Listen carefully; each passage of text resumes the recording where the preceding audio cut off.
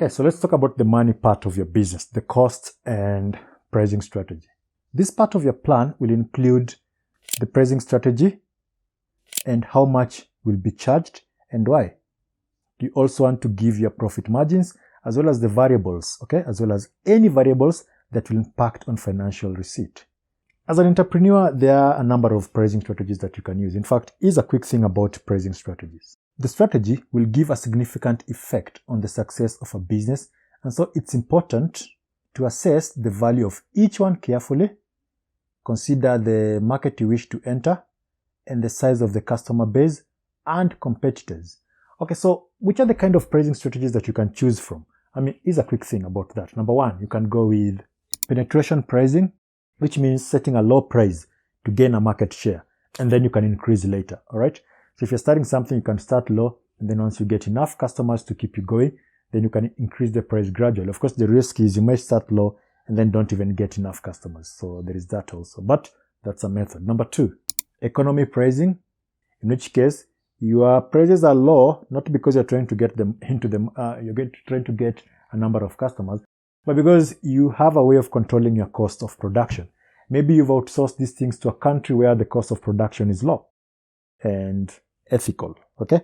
And so that means if your competitors are struggling to produce the same thing at a given cost, you can just charge the same amount they're charging, except your margins are going to be high. Number three, price scheming.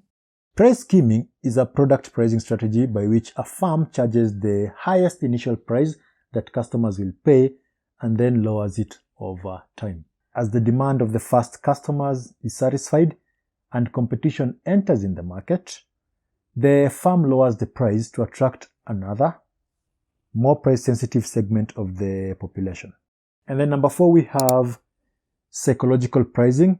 Okay, you see these when they say it goes for 0.99 instead of just saying $1, okay, or saying 99 instead of saying $100.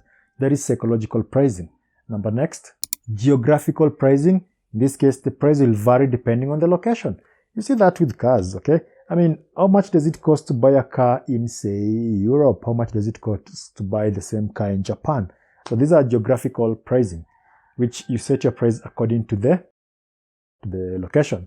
Next, value pricing, where customers are made to think that they are getting extra benefits, often used as a bundle package of multiple items with a perceived saving. And then you have premium pricing, that is a higher price for a premium brand despite the production and marketing cost.